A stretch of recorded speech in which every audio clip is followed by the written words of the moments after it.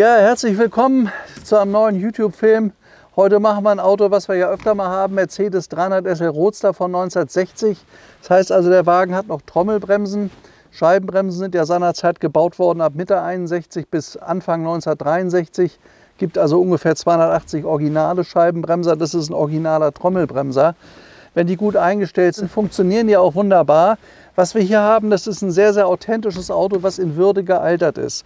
Warum sage ich das? Der Wagen hat Matching Numbers, finde ich interessant, und hat sehr, sehr viele originale Details, was er aber teilweise bekommen hat die letzten 40 Jahre. Da ist er nämlich in einem und dem gleichen Besitzer oder bei einem und dem gleichen Besitzer gewesen, hoppla. Der hat immer mal, wenn was kaputt war, einfach was anderes reingebaut. Also hier fehlen so ein paar Originalteile. Der Mann hat aber mit dem Auto immer jede Menge Rallyes und Rennen bestritten. Man sieht auch, dass der ein bisschen sportiv gemacht ist. Vorne fehlt zum Beispiel die Stoßstange, gehört ja eigentlich nicht so. Wir haben aber die Stoßstangenhalter, wo die Stoßstangen sind, wissen wir nicht. Der Erbe sucht noch so ein bisschen nach, das müssen wir einfach mal gucken. Aber sonst, also wir haben das Auto eben schon mal in der Technik gehabt. Wir haben die Öle und den Sprit und so weiter geändert und gewechselt. Also Schorsch sagt, Auto läuft klasse. Und das ist eben das Schöne, wenn ein Wagen noch nicht auseinander war und da ist nicht groß rumgefummelt worden, dann fährt so ein Auto gut. Und das wollen wir uns jetzt mal angucken, wie das der Fall ist. Ich zeige euch mal kurz den Startvorgang. Vielleicht kommt Paul kurz mal hierher. Also hier vorne rechts ist der Zündschlüssel, rechts neben dem Lenkrad. Den drehe ich jetzt um, hier ist Zündung. Dann müsste normalerweise jetzt die Benzinpumpe laufen. Warum die nicht läuft, weiß ich nicht. Aber das hier ist auf jeden Fall die Benzinpumpe. Und weil es heute warm ist, brauchen wir keinen Schok. Ja, da kommt er. Er läuft seitenweich. Hört euch das mal an. 300 SL ist ja eine Rennmaschine mit einer mechanischen Einspritzung. Wenn so ein Motor kaputt geht, das kostet mal eben sechsstellig. Aber das höre ich jetzt schon. Also er klingt sehr, sehr gut. Er läuft ganz seitenweich. Viele von den SLen, wenn die mal rausgenommen wurden, dann reingebaut, oft heißt es voll restauriert und dann knallt und spotzt so ein Teil. Das nervt teilweise ganz schön, aber er hier, also er läuft schon mal astrein, das kann man sagen. Und was er sonst noch tut und kann, das zeigen wir euch jetzt. Also, auf geht's.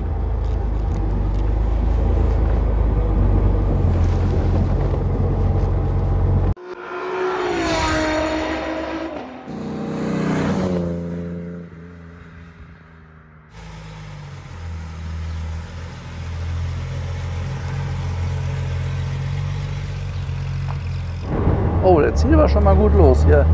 Gar nicht schlecht, schaltet sich gut. Ich gucke mir immer so ein Auto mal an, wenn wir gerade frisch losgefahren sind, was er so hat und was er nicht hat.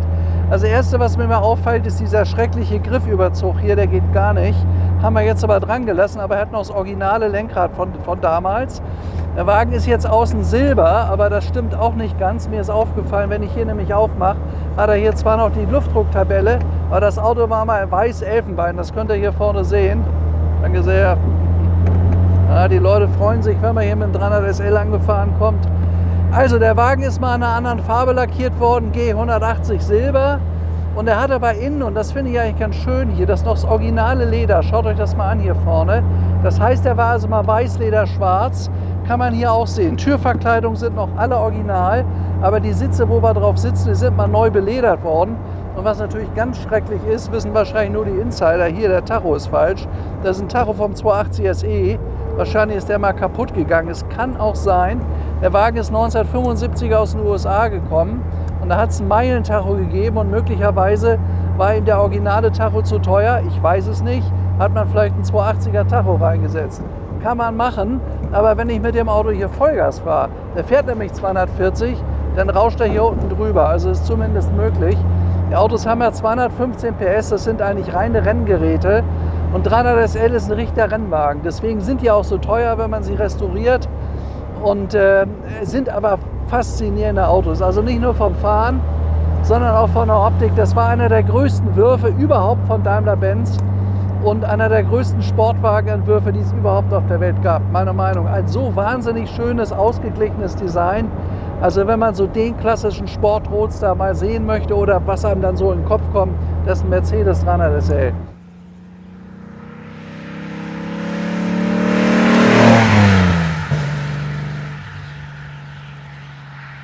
Es sind von dem Auto 1850 Autos gebaut worden. Gibt also vom Flügeltürer, die gab es nur bis 1957, 1400. Aber da konnte man schwer außen einsteigen und es war auch verdammt heiß in den Autos. Und da hat man dann irgendwann gesagt, im Jahr 1957, das lassen wir mit dem Flügel, wir bauen das als Roadster. Und dann hat man hier den Wagen entwickelt. Und das hier ist Baujahr 1960, heißt das Auto ist so alt wie ich. Und ja, also insoweit habe ich allein schon mal eine besondere Verbundenheit zu dem Auto. Also was das reine Fahren im Moment angeht, der läuft toll. Und wir wissen, dass der Besitzer mit dem Auto jede Menge Strecken gemacht hat. Das kann man vorne an den ganzen Aufklebern auch sehen. Der war immer mit dabei und hat das Auto immer über 40 Jahre lang besessen. Also das ist schon eine Besonderheit. Die meisten Autos sind nicht so lange im Besitz. Und das macht heute auch schon wieder einen Teil des Wertes aus, wenn man sagen kann, wir haben hier einen 300 SL, der einen deutschen Vorbesitz von über 40 Jahren hat. Das ist toll. Man kann übrigens, der Wagen ist mal nach New York ausgeliefert worden. Und diese beiden Besitzer in New York sind auch bekannt. Also der Wagen hat eine relativ gute Historie, die ziemlich lückenlos ist, was selten für so ein Auto. Aber ich höre jetzt schon, das merkt, der läuft sehr, sehr gut, der Wagen. Wir müssen nur noch ein bisschen warten, bis das Öl hier auch warm wird hier vorne. Dann kommt hier die gelbe Markierung hoch. Der hat ja hier einen riesen Ölkreislauf von fast 12 Litern. Das dauert einen Moment, bis das richtig warm ist. Und man kann so einem Auto immer einen Genickschuss dann geben, wenn man den zu früh hochdreht. Wir fahren ihn sowieso jetzt mal langsam, weil er ein paar Jahre gestanden hat, weil der Eigentümer dann einfach mit dem Auto nicht mehr fahren konnte.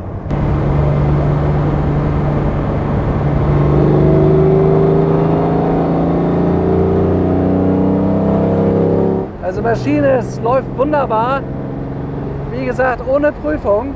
Ich kann nur sagen, das Auto fasst sich gut an, läuft gut, der schaltet hervorragend, Bremse zieht ein bisschen nach rechts. Aber die muss eingebremst werden. Das Auto hat ein paar Jahre gestanden jetzt.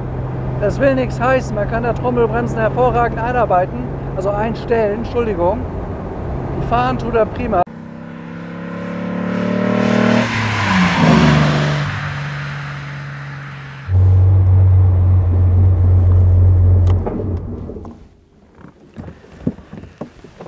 So, jetzt hat die ersten 10 Kilometer mit unserem 300 SL gefahren.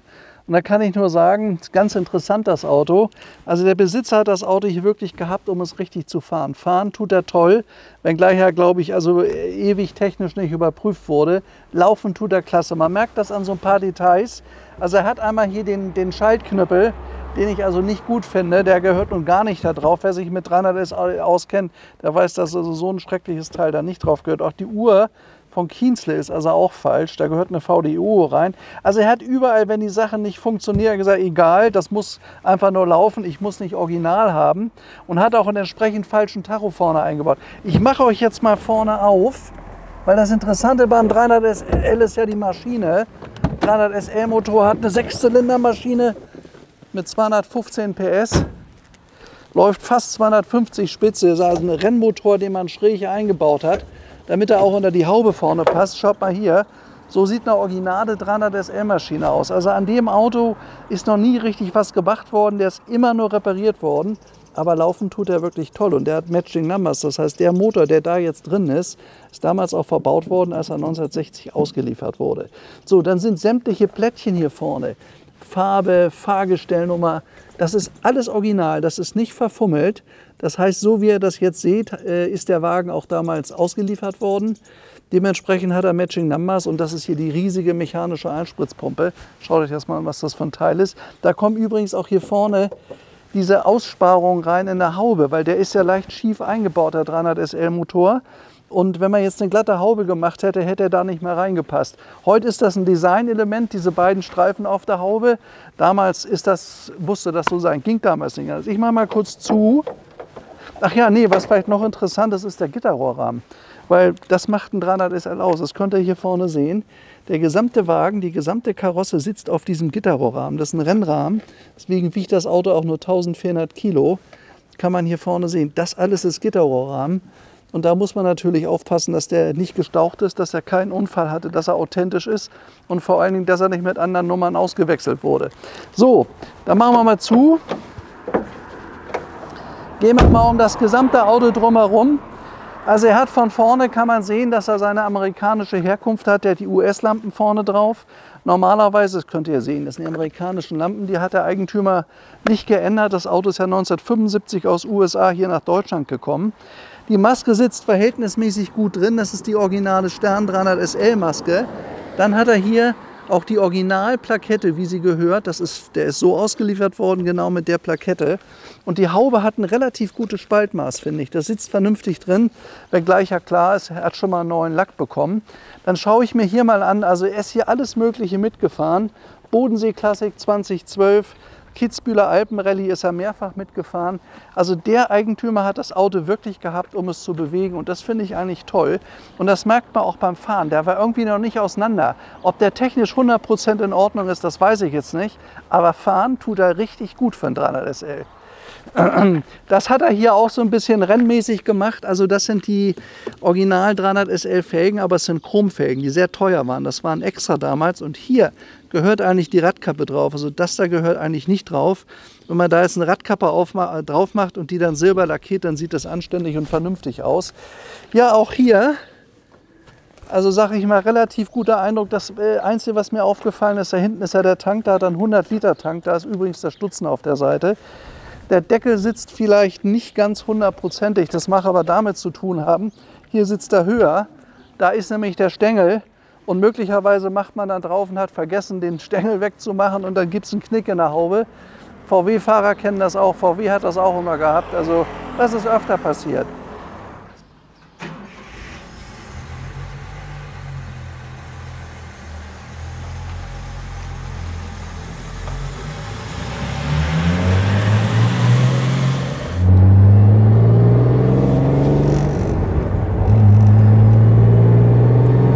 Ja, jetzt hat er auch Öltemperatur bekommen, das könnt ihr hier von sehen. Das ist ein amerikanisches Kombi-Instrument, aber noch in einem sehr guten Zustand. Also wir haben Hinweise darauf, dass der Wagen 1975 mit 70.000 Meilen nach Deutschland kam und ist seitdem nicht übermäßig viel gefahren worden, obwohl er ihn viel bewegt hat, aber sagen wir mal 20.000, 30.000 Kilometer vielleicht. Aber er ist den Wagen immer gefahren, und das merke ich. Also man merkt, dass der eingefahren ist. Das ist oft so, wenn man ein paar alte Schuhe hat, die laufen sich meist besser als neue, weil die eingetreten sind. Und das merkt man bei dem Auto. Der war noch nicht groß auseinander, der fährt hervorragend.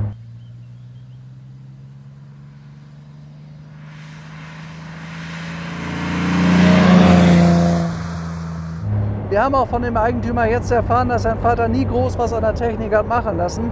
Also laufen tut der Motor toll. Übrigens noch mal kurz zur Erklärung, hier unten das Grüne ist die Tankanzeige. Und hier haben wir einen Öldruck. Also ist eigentlich alles in Ordnung bei dem Auto. Wir haben uns auch das Öl genau angeguckt, das war in einem wunderbaren Zustand. Also so rein vom Fahrgefühl ist das Auto klasse. Er liegt auch sehr gut in der Hand, lenkt hervorragend. Aber ich sag mal, wahrscheinlich wird man hier mal so, ich schätze mal so 30.000, 40.000 Euro in die Hand nehmen müssen und das Auto mal in eine ganz, ganz große Inspektion bringen. Und dann kann man auch solche Sünden hier mal, auch so hier vorne der kleine Knauf, Schaltknauf, die gibt es ja noch, dass man das alles ein bisschen korrigiert, auch mit dem Tacho, wenn es nicht stört. Aber ich finde es ein bisschen schade. Ich finde einen 300 SL, der so viel Originales hat wie er hier, der muss auch da richtig stimmen. Das muss passend gemacht werden. So, und ob man nun vorne die Lampen gut findet, die Ambi-Lampen oder nicht, das mag jeder für sich selber entscheiden. Aber das Fahrgefühl in dem Auto hier und die Authentizität von dem Wagen, die finde ich ziemlich gut. Also es ist ein schöner Wagen zum Rumfahren. Wenn man sagt, ich will nur einen 300 SL fahren, der muss toll laufen, ich will mit Rallys fahren und so mitfahren, da ist der Wagen hier genau richtig. Und da hat man auch nicht Angst, dass man mal einen Kratzer reinmacht, da wird es halt neu lackiert, egal. Hinten haben wir gesehen, ich glaube auf der rechten Seite muss er irgendwo einen kleinen Auffahrunfall gehabt haben. Und was uns vorne halt fehlt, wir haben zwar die Stoßstangenhalter, aber die Stoßstangen selber sind vorne nicht da. Also vielleicht werden die noch gefunden, ich habe keine Ahnung. Möglicherweise hat er die zur Seite gelegt zum Verchromen, das weiß man ja alles nicht mehr. Man kann den Vorbesitzer nicht mehr fragen, aber was ich toll finde, der hat 40 Jahre seinen Wagen gelebt. Und das ist für mich wichtig, er hat Spaß gehabt, Freude an dem Auto. Und das sind meistens gute Autos. Also meine Erfahrung jetzt nach 38 Jahren Berufstätigkeit, das sind immer schöne Autos. Die haben geguckt, dass das Auto läuft. Tacho war ihm nicht so wichtig, so die anderen Sachen. Ich habe auch gesehen, dass der Teppichboden hier, das ist mal erneuert worden, aber das ist die falsche Ware. Das sind ziemliche Billigware. Das ist nicht die Original 300 SL Ware, die man ja heute noch bekommen könnte. Schön ist aber, dass hier vorne alles original. Der Leder an den Türen ist original, auch an den Ausstiegen ist auch original. Also das Auto hat eine ganze Menge Charme, was man lassen kann, und im Grunde Wenn einer sagt, ich will das im Detail ein bisschen verbessern, kann er sich ein ganz tolles, authentisches Auto bauen. Immerhin ist der Wagen Matching Numbers. Das hat ja auch nicht jedes Auto. Und da muss man auch keine Sorgen haben wegen der Authentizität, weil der über 40 Jahre Besitz ist.